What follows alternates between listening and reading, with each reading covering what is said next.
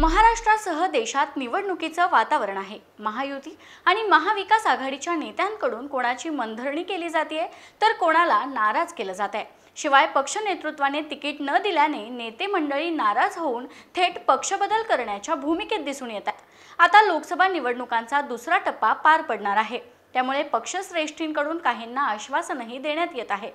ही आश्वासनं नेमकी कोणती आहेत याच विषयी आपण या व्हिडिओतून जाणून घेऊयात।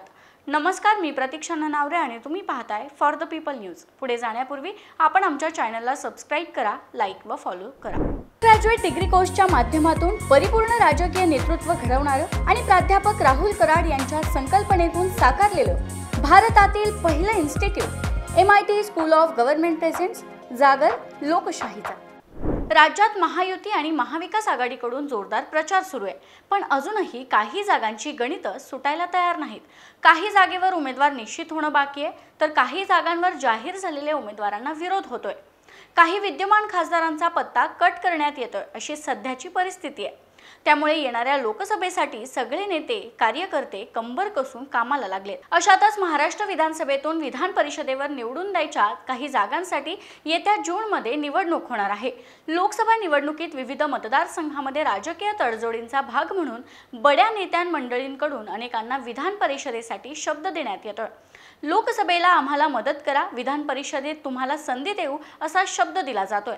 एखाद्या स्थानिक नेत्याला तिथल्या स्थानिक राजकीय परिस्थितीमुळे विधानसभेत ॲडजस्ट करणं शक्य नसेल तर त्याला विधान परिषदेवर घेण्याची आश्वासनं दिली जात आहेत। सैन्य आणि क्रीडा क्षेत्रात करिअर करायचे? नेताजी सुभाषचंद्र बोस सैनिकी निवासी शाळा पुणे। ॲडमिशनसाठी संपर्क 960 781 1662।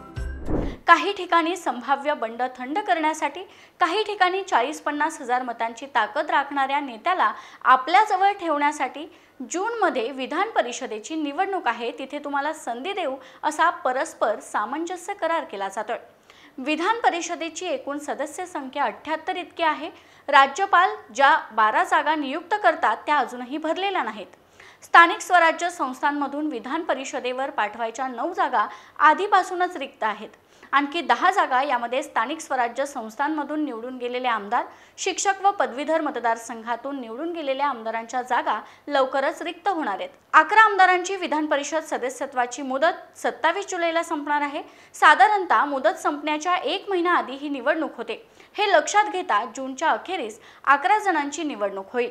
आता कोणत्या आमदारांची 27 जुलै रोजी मुदत संपणार यावर एक नजर टाकूयात। राष्ट्रवादीचे बाबा दुर्राणी, काँग्रेसचे वजाहत मिर्झा, काँग्रेसच्या डॉक्टर प्रज्ञा सातव, शिवसेनेच्या मनीषा कायंदे, उद्धव बाळासाहेब ठाकरे पक्षाचे अनिल परब, भाजपचे भाई गिरकर, भाजपचे निलय नाईक, रमेश पाटील, रामराव पाटील, शेतकरी कामगार पक्षाचे जयंत पाटील आणि राष्ट्रीय समाज पक्षाचे महादेव जानकर या आमदारांची विधान परिषद सदस्यत्वाची मुदत संपणार आहे।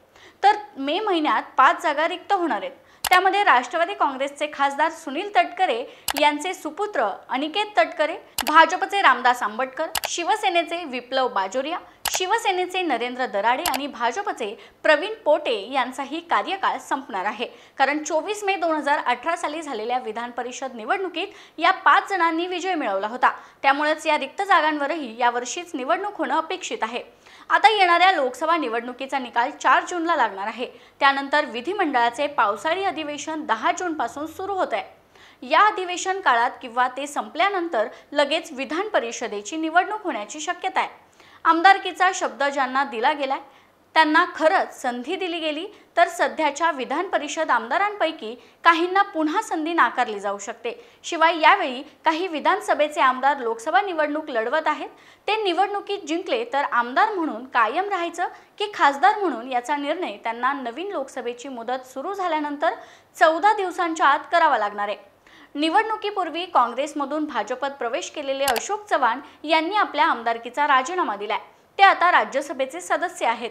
तर भाजपचे गोवर्धन शर्मा, शिवसेनेचे अनिल बाबर व भाजपचे राजेंद्र पाटणी या विधानसभा सदस्यांचे निधन झालेले असताना त्यांच्या जागा सध्या रिक्त आहेत। या सगळ्या बाबी लक्षात घेऊन येणाऱ्या विधान परिषदेच्या निवडणुकांच्या मतांचा कोटा ठरवण्यात येईल। आता लोकसभेच्या निवडणुकीमध्ये जे नेते तिथल्या उमेदवाराला मदत करतील त्यांना खरंच पक्ष नेतृत्वाकडून विधान परिषदेसाठी संधी मिळणार का हे पाहावं लागेल। तुम्हाला याविषयी काय वाटतं? तुमचं मत कमेंटमध्ये कळवा. व्हिडिओ आवडल्यास लाईक करा आणि अशाच नवनवीन व्हिडिओसाठी फॉर द पीपल न्यूज चॅनलला यूट्यूब व फेसबुकवर सबस्क्राईब करायला विसरू नका. धन्यवाद.